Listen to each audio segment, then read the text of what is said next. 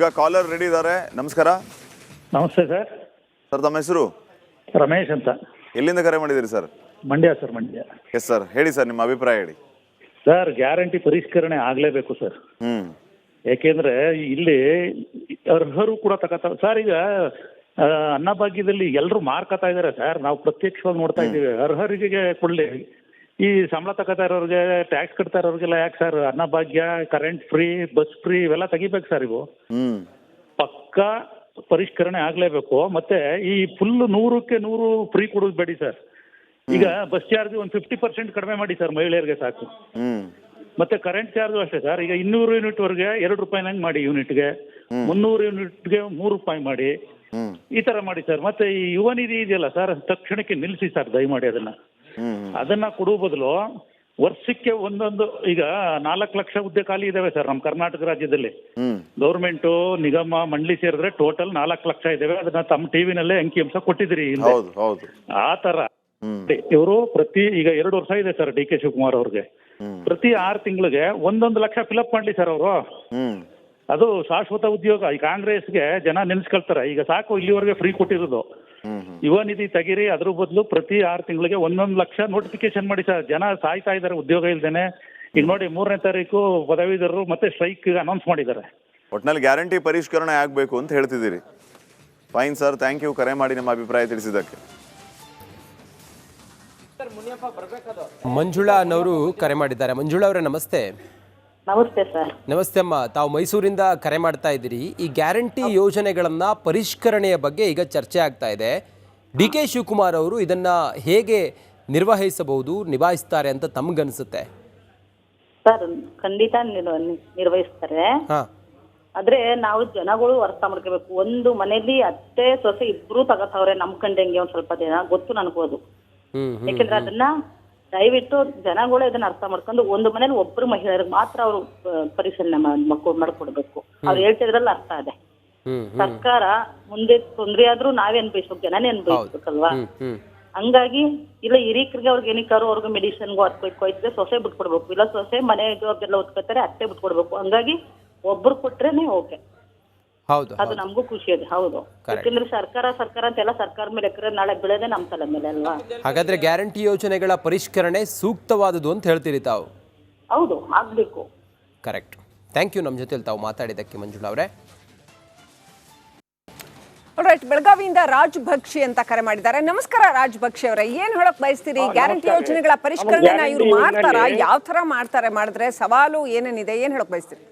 ಒಂದು ಹೇಳುದಂದ್ರೆ, bus free ಬಂದ್ ಮಾಡ್ಬೇಕತ್ತೆ ನಮ್ ಗಂಡಸರಿಗೆ. ನನಗೆ 64 ವರ್ಷ. ಈಗ ನನ್ನ ಮಗಳ ಮನೆಗೆ ಹೋಗ್ತಾ ಇದ್ದೆ, ಬಸ್ ಟಿಕೆಟ್ ತೆಗೆದು ನನ್ನೇನು ದುಡ್ಡು ಬಿಟ್ರು, ಕಾಲೇ ಮುರಿದ್ಬಿಟ್ಟಿದೆ ನಂದೀಗ.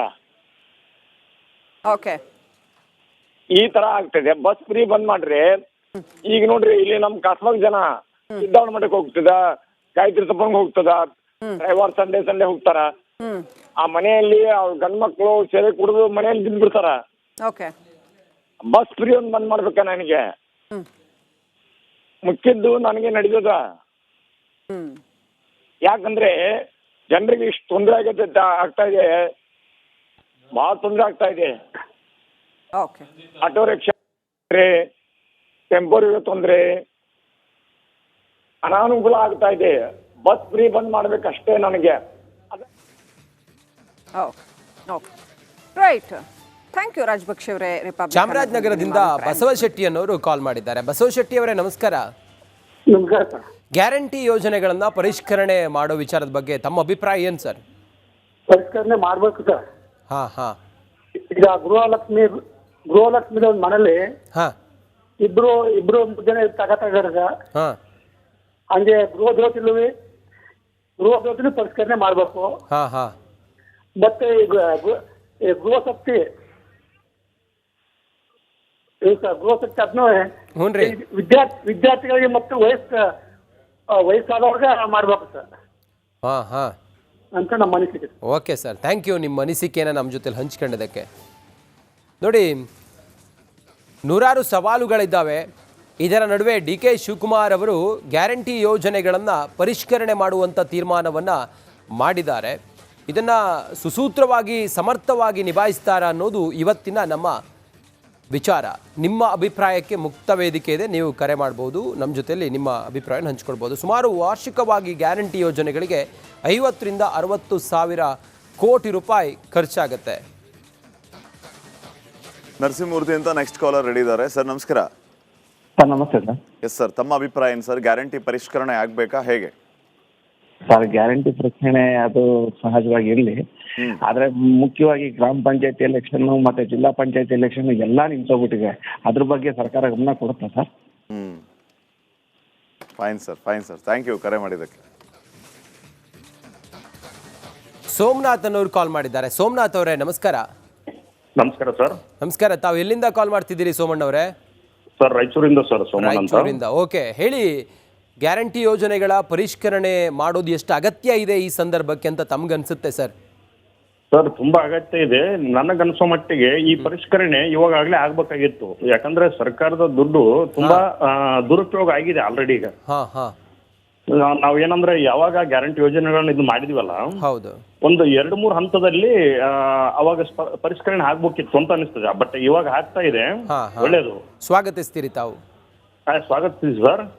ಅದೇ ಇದಕ್ಕಿಂತ ಮುಂಚೆ ಈಗ ನಮ್ಮ ಸಿದ್ದರಾಮಯ್ಯ ಸಾಹೇಬರು ಮಾಡಿದ್ಮೇಲೆ ಒಂದು 2-3 ಹಂತದಲ್ಲಿ ಅವಾಗೆ ಒಂದು 2-3 ತಿಂಗಳ ಗ್ಯಾಪ್ ಅಲ್ಲಿ ಪರಿಷ್ಕರಣೆ ಮಾಡಿ ಫೈನಲ್ ಅವಾಗೆ ಮಾಡಿದ್ರಂದ್ರೆ ಈಗ ಜನಗಳಿಗೆ ಮನಸ್ಸಲ್ಲಿ ಏನಾಗ್ತಿದೆ, ಈಗ ಡಿ ಕೆ ಶಿವಕುಮಾರ್ ಸರ್ ಅವರು ಬಂದ ಮೇಲೆ ಪರಿಷ್ಕರಣೆ ಆಯ್ತಾ ಅಂತ ಒಂದು ಮನಸ್ಸಲ್ಲಿ ತಿಳ್ಕೊತಾರೆ. ನಮ್ಗೆ ಸಿದ್ದರಾಮಯ್ಯ ಸಾಹೇಬರು ಕೊಟ್ಟರು, ಇವರು ಕೊಡ್ತಿಲ್ಲವಲ್ಲ, ಕಡಿಮೆ ಮಾಡಿದ್ರು ಅಂದ್ರೆ ಹಳ್ಳಿ ಜನಗಳಲ್ಲಿ ಸ್ವಲ್ಪ ಗೊತ್ತಾಗಂಗಿಲ್ಲ. ಹೌದು. ಆ ಪರಿಷ್ಕರಣೆಯಲ್ಲಿ ಏನಂದ್ರೆ ಪಕ್ಕ ಇವರು ಯಾರು ಸರಿಯಾದ ಬೆನಿಫಿಷರಿಗೆ ತೊಂದರೆ ಆಗ್ಬಾರ್ದು, ತಲುಪಬೇಕು ಅಂತ ಸೌಕರ್ಯ ಅಲ್ವಾ? ಥ್ಯಾಂಕ್ ಯು ನಮ್ಮ ಜೊತೆಲಿ ಮಾತಾಡೋದಕ್ಕೆ ಸೋಮಣ್ಣ ಅವರೇ.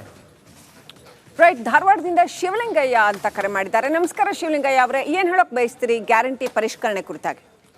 ಮೇಡಮ್ ಟೋಟಲಿ ಗ್ಯಾರಂಟಿ ಪರಿಷ್ಕರಣೆ ಎಲ್ಲಾ ಬಂದ್ ಆಗ್ಬೇಕು ಮೇಡಮ್. ಏನಂದ್ರೆ ಈಗ ಯಾವ್ದಾದ್ರು ಊರಿಗೆ ಹೋಗ್ಬೇಕಂದ್ರೆ ನಾವು ಬಸ್ ಒಳಗೆ ಹೋಗ್ಬೇಕಂದ್ರೆ ಭಾಳ ಕಷ್ಟ ಆಗತ್ತೆ. ಓಕೆ, ಚಿಕ್ಕ ಮಕ್ಕಳನ್ನ ಕರ್ಕೊಂಡು ಲಗೇಜ್ ತಗೊಂಡು ಹೋಗ್ಬೇಕಂದ್ರೆ ಮೊದಲಿಗೆ ಇರೋದು ಈಗ ಇರೋದು ಪರಿಸ್ಥಿತಿ ಭಾಳ ಕಷ್ಟ ಐತ್ರಿ ಮೇಡಮ್. ಓಕೆ, ಶಕ್ತಿ ಯೋಜನೆ ಫಸ್ಟ್ ತೆಗೀರಿ ಮೇಡಮ್. ಯಾರು ಯಾವ ನಿರ್ಗತಿಕರು ಇಲ್ರಿ ಕರ್ನಾಟಕದೊಳಗೆ. ಶಕ್ತಿ ಯೋಜನೆ ಫಸ್ಟ್ ತೆಗೀರಿ, ಭಾಳ ಪ್ರಾಬ್ಲಮ್ ಆಗ್ಕೊಂಡೈತ್ರಿ ಬಸ್ಸಿಗೆ ಹೋಗೋದು. Okay okay okay, thank you ಕರೆ ಮಾಡಿದ್ದಕ್ಕೆ.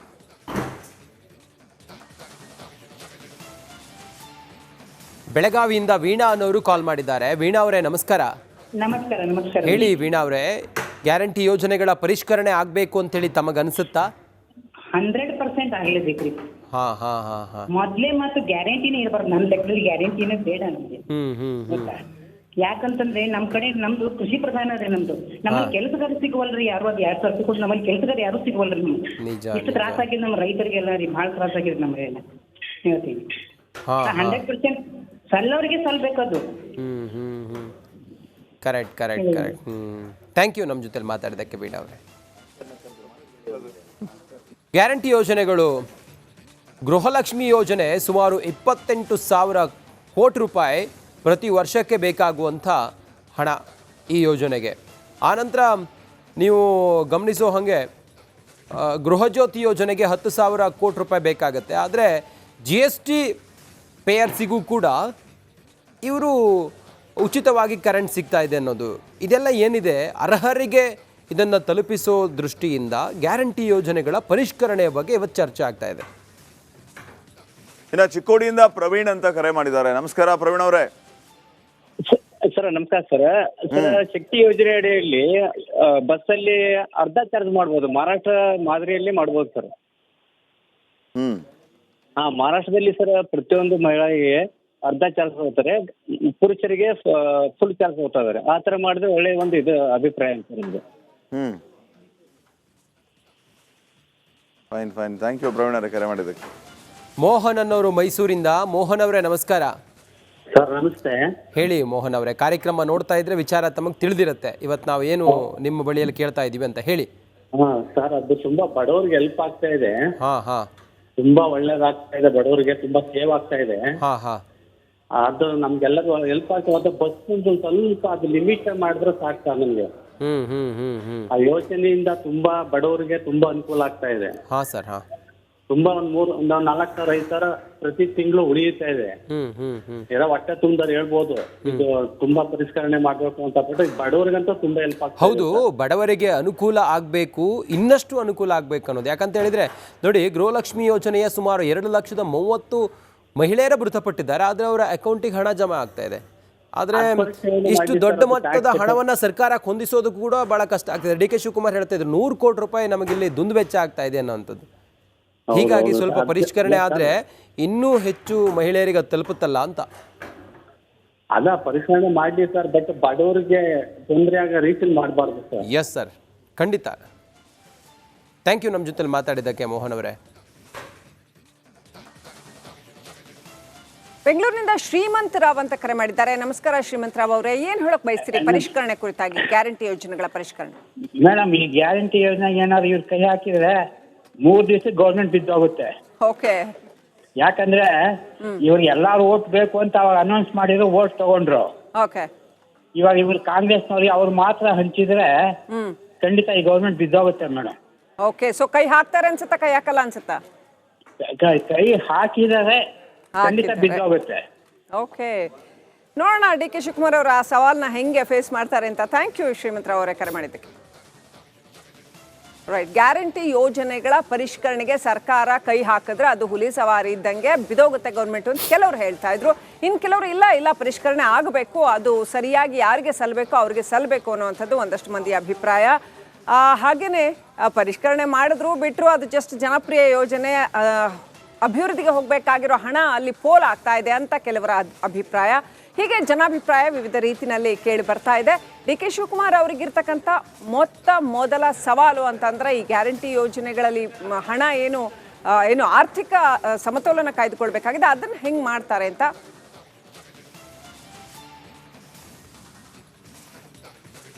ಬೆಂಗಳೂರಿನಿಂದ ಪರಮೇಶ್ ಅಂತ ಕರೆ ಮಾಡಿದ್ದಾರೆ. ನಮಸ್ಕಾರ ಪರಮೇಶ್ ಅವರೇ, ಏನ್ ಹೇಳೋಕೆ ಬಯಸ್ತೀರಿ ಗ್ಯಾರಂಟಿ ಪರಿಷ್ಕರಣೆ? 2025 ಸಾಲಿಂದು 2 ತಿಂಗಳದು ಗೃಹಲಕ್ಷ್ಮಿ ಯೋಜನೆ ಬಂದಿಲ್ಲ.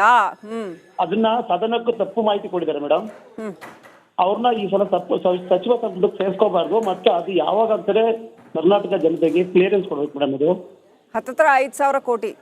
ಹೌದೌದು, ಅದು 1-2 ರೂಪಾಯಿ ಅಲ್ಲ. ಮತ್ತೆ ಜನಸಾಮಾನ್ಯರದು, ಆಮೇಲೆ ಎಲ್ರು ಟಿವಿನವರು ಸುಮ್ಮನಿದ್ದಾರೆ, ಜನಗಳು ಸುಮ್ಮನಿದ್ದಾರೆ ಮೇಡಮ್. ಇವಾಗ MLA ಗಳು MP ಗಳು ಪ್ರತಿ ತಿಂಗಳು ಸ್ಯಾಲರಿ ತಗೊಳ್ತಾ ಇರ್ತಾನೆ ಅವರು, ಅದನ್ನ ಬಿಟ್ಟಿದ್ದಾರೆ ಮೇಡಮ್. ಇದು ತುಂಬಾ ಸೀರಿಯಸ್ ಮ್ಯಾಟ್ರು. ಇದು ಎಲ್ಲರೂ ಕೇಳ್ಬೇಕು. ಯಾಕಂತಂದ್ರೆ ಅದು ಹೆಣ್ಮಕ್ಳಿಗೆ ಸೇರ್ಬೇಕಾಗಿರೋ ಹಣ 2,000 ರೂಪಾಯಿ ಇದ್ರೆ ಏನೋ ಒಂದು ಕೆಲಸಕ್ಕಾಗುತ್ತೆ ಅವ್ರಿಗೆ. ಪ್ರತಿಯೊಬ್ರು ಹೆಣ್ಮಕ್ಳಿಗೆ ಸೇರ್ಬೇಕಾಗಿರೋ ಹಣ ಅದು. ಅದನ್ನ ತುಂಬಾ ಎಲ್ಲರೂ ಒಗ್ಗಟ್ಟಿನಿಂದ ಕೇಳ್ಬೇಕದ್ನ. ಅದಲ್ಲೇ ಅದು ಆ ಯೋಜನೆದು ಅಮೌಂಟ್ ಬಂದಿದೆ, ಅದನ್ನ ಜನರಿಗೆ ತಲುಪ್ತಿಲ್ಲ. ಅದು ಯಾಕೆ? ಮತ್ತೆ ನೋಡೋಣ ಈಗ ಯಾರ ಕೈಗೆ ಆರ್ಥಿಕ ಖಾತೆ ಕೊಡ್ತಾರೆ, ಹಣಕಾಸು ಖಾತೆಯನ್ನ ತಾವೇ ಇಟ್ಕೊಳ್ತಾರಾ, ಏನ್ ಮಾಡ್ತಾರೆ ಡಿ ಕೆ ಶಿವಕುಮಾರ್ ಅವರು, ಕಾದ್ ನೋಡೋಣ. ಥ್ಯಾಂಕ್ ಯು ಕರೆ ಮಾಡಿದ್ದಕ್ಕೆ. ಸಂಗಪ್ಪ ಅನ್ನೋರು ಕಾಲ್ ಮಾಡಿದ್ದಾರೆ. ಸಂಗಪ್ಪ ಅವರೇ ನಮಸ್ಕಾರ. ಸಂಗಪ್ಪ ಅವರೇ, ನನ್ನ ಧ್ವನಿ ಕೇಳಿಸ್ತಾ ಇದೆಯಾ ತಮಗೆ? ನಮಸ್ಕಾರ ರೀ ಸಂಗಪ್ಪ ಅವರೇ, ವಿಜಯಪುರದಿಂದ ಕಾಲ್ ಮಾಡಿರಿ ತಾವು. ಹೇಳಿ ಸಂಗಪ್ಪ ಅವರೇ, ಗ್ಯಾರಂಟಿ ಯೋಜನೆಗಳ ಪರಿಷ್ಕರಣೆಯ ವಿಚಾರದ ಬಗ್ಗೆ ತಮ್ಮ ಅಭಿಪ್ರಾಯ ಏನು? ಗ್ಯಾರಂಟಿ ಯೋಜನೆ ಪರಿಷ್ಕರಣೆ ಮಾಡೋದು ಉತ್ತಮ ಕರೆ, ಆದ್ರ ಅದರಿಂದ ಜನರಿಗೆ ಲಾಭನೂ ಇಲ್ಲ, ಸರ್ಕಾರಕ್ಕೆ ಲುಕ್ಷಾನಿ. ಜನರಿಗೆ ಲಾಭನೂ ಇಲ್ಲ, ಸರ್ಕಾರಕ್ಕೆ ಲುಕ್ಷಾನಿ. ಜನರಿಗೆ ಹೇಗೆ ಲಾಭ ಇಲ್ಲ, ಸರ್ಕಾರಕ್ಕೆ ಹೇಗೆ ಲುಕ್ಷಣೆ ಅಂತ ಹೇಳ್ತೀರಿ? ಜನರಿಗೆ ಹೆಂಗ್ ಲಾಭ ಇಲ್ಲ ಅಂತಂದ್ರೆ ಸುಮ್ನೆ ಖಾಲಿ ಕಡೆ ತಿರುಗಿ ಏನ್ ಪರಿಸರ ಭವಿಷ್ಯ ಇಲ್ಲ.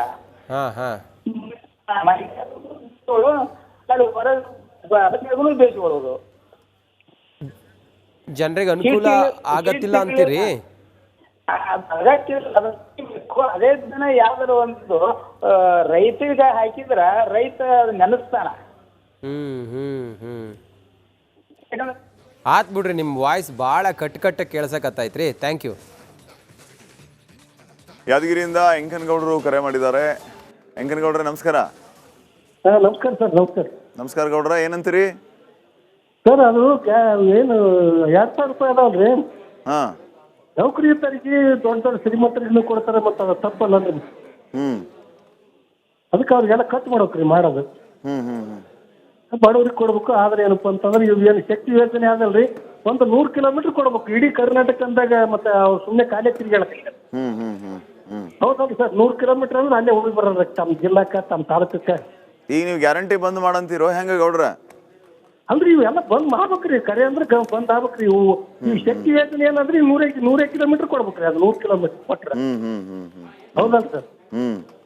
ಅದು ನೌಕರದಾರಿಗೂ ಕೊಟ್ಟಾರೆ, ಅದು ನೌಕರದಾರಿಗೆ ಅವ್ರು ಎಲ್ಲ ತೆಗೆದು ಬಿಡ್ಬೇಕ್ರಿ ಅದು. ಆಗ್ಲಿ ಗೌಡ್ರ, ಧನ್ಯವಾದ ಕರೆ ಮಾಡಿ ನಿಮ್ಮ ಅಭಿಪ್ರಾಯ ತಿಳಿಸಿದ್ದಕ್ಕೆ. ಮೈಸೂರಿನಿಂದ ಶಿವಲಿಂಗಪ್ಪ ಅವರೇ ನಮಸ್ಕಾರ. ನಮಸ್ಕಾರ ಸರ್. ಹೇಳಿ ಶಿವಲಿಂಗಪ್ಪ ಅವರೇ. ಸರ್ ನಮ್ದು ನಮ್ಮ ಮಿಸ್ಟರ್ಸ್ ದುಡ್ಡೇ ಬಂದಿಲ್ಲ, 7-8 ತಿಂಗಳಾಯ್ತು. ಹಾಕಲ್ವ ಅಂತ ಗೊತ್ತೇ ಇಲ್ಲ. ಕೇಳಿದ್ರೆ ಹಾಕ್ತೀವಿ ಅಂತಾರ. ಹ್ಞೂನ್ರಿ. ಏನ್ ಸರ್ ಈ ತರ ಆದ್ರ ಸರ್ಕಾರದಲ್ಲಿ ಎಲ್ಲ ನಮ್ ದುಡ್ಡು ನಮಗ್ ಕೊಡಕ್ಕೆ ಇವರು ಬೇರೆ ಎಲ್ಲ ಏರ್ಸ್ಕೊ ಹೋಗ್ತಾರೆ ಇವರು. ನಾವು ಬೆಂಗಳೂರಲ್ಲಿ ಜೀವನ ಮಾಡ್ಕೊಂಡು ಗೈಕೊಂಡು ಬಾಡಿಗೆ ಕಟ್ಕೊಂಡು ಎಲ್ಲ ಮಾಡ್ಬೇಕಾದ್ರೆ 2,000 ರೂಪಾಯಿನ ಬರ್ತಿದ್ದು ಹೆಂಗೆ ಇದಾಯ್ತಿತ್ತು ಅಂತ ನಾವು ಇದ್ ಮಾಡ್ತೀವಿ ಸರ್. ಇವ್ರು ನೋಡಿದ್ರೆ ಇವ್ರು ಏನೋ ಇದಕ್ಕೆ ಹೊಸ ಸರ್ಕಾರ ಅಂತಾರ, ಏನ್ ಮಾಡ್ತಾರೆ ಇವ್ರು ಗೊತ್ತಿಲ್ಲ, ಕಾದ್ ನೋಡ್ಬೇಕು. ಡಿ.ಕೆ. ಶಿವಕುಮಾರ್ ಆದ್ರೂ ಒಳ್ಳೇದ್ ಮಾಡ್ಬೋದಾ? ಮಾಡ್ಬೋದು ಅಂತ ತಿಳ್ಕೊಂಡಿದ್ವಿ. ಏನಂದ್ರೆ ಇವರು ಸಿದ್ದರಾಮಯ್ಯ ಅಂತಾರನೇ ಇದ್ ಮಾಡಕ್ ಹೋದ್ರ ಅವ್ರು ಅಷ್ಟೇ ನನ್ಷ್ಟು ಕಾಂಗ್ರೆಸ್ಸೇ ಬೋರ್ಡ್ಗಿಲ್ಲ, ಕಾಂಗ್ರೆಸ್ಸೇ ಬರಲ್ಲ. ನೋಡೋಣ ಸರ್, ಥ್ಯಾಂಕ್ ಯು. ಮಲ್ಲಯ್ಯ ಅನ್ನೋರು ಕಾರವಾರದಿಂದ. ಮಲ್ಲಯ್ಯ ಅವರೇ ನಮಸ್ಕಾರ. ನಮಸ್ಕಾರ. ಹೇಳಿ ಮಲ್ಲಯ್ಯ ಅವರೇ, ಗ್ಯಾರಂಟಿ ಯೋಜನೆಗಳ ಪರಿಷ್ಕರಣೆಯನ್ನ ಸುಸೂತ್ರವಾಗಿ ನೆರವೇರಿಸಬಹುದಾ ಡಿ.ಕೆ. ಶಿವಕುಮಾರ್? ನೆರವೇರಿಸಬಹುದು, ಆದರೆ ಗ್ಯಾರಂಟಿ ಯೋಜನೆಗಳ ಈ ವೋಟ್ ಬ್ಯಾಂಕ್ ಸಲುವಾಗಿ ಗ್ಯಾರಂಟಿ ಯೋಜನೆಗಳನ್ನು ಮಾಡ್ತಾರೆ. ಆದ್ರೆ ಈಗ ವೋಟ್ ಯಾರು ಹಾಕೋದಿಲ್ವೋ ಅವ್ರಿಗೆ ಇದು ಗ್ಯಾರಂಟಿ ಯೋಜನೆಗಳಿಂದ ಯೂಸ್ ಯಾಕಂದ್ರೆ ಕೆಲವೊಂದೆಲ್ಲ ರೈತರಿಗೆ ಎಲ್ಲ ಗೊಬ್ಬರ ಮತ್ತೆ ಏನಾದ್ರು ಕೊಟ್ರೆ ಒಳ್ಳೇದಾಗುತ್ತೆ. ಈ ಎಲ್ಲ ಬೇರೆ ಕಡೆ ಎಲ್ಲ ಟ್ಯಾಕ್ಸ್ ಎಲ್ಲ ರೈಸ್ ಮಾಡಿ ಗ್ಯಾರಂಟಿ ಯೋಜನೆ ಕೊಡ್ತಾ ಇದ್ರೆ ವೋಟ್ ಬ್ಯಾಂಕ್ ಸಲುವಾಗಿ.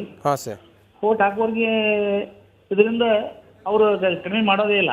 ವೋಟ್ ಬೇಕು ಅಂದ್ಗಳನ್ನ ಗ್ಯಾರಂಟಿ ಕೊಡ್ತಾ ಹೋಗ್ತಾ ಇದಾರೆ. ಅದರಿಂದ ಡೆವಲಪ್ಮೆಂಟ್ ಆಗಲಿ ಯಾವುದೇ ರೀತಿಯಿಂದ ಕರ್ನಾಟಕ ರಾಜ್ಯ ಮೇಲ್ ಬರ್ಲಿಕ್ಕೆ ಸಾಧ್ಯನೇ ಇಲ್ಲ, ಹೀಗೆ ಅಭಿಪ್ರಾಯ ಪಡ್ಬೋದು. ಅದರಿಂದ ಗ್ಯಾರಂಟಿ ಯೋಜನೆ ಅಂದ್ರೆ ವೋಟ್ ಸಲುವಾಗಿ ಇವೆಲ್ಲ ಮಾಡ್ತಾ ಇರ್ತಾರೆ.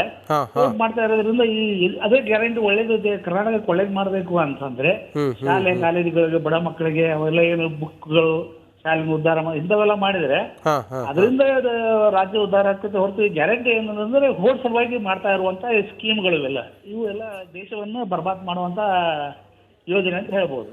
Okay sir, thank you Mallayya ಅವರೇ ನಮ್ಮ ಜೊತೆಲಿ ಇಷ್ಟೊತ್ತು ತಾವು ಮಾತಾಡಿದ್ದಕ್ಕೆ.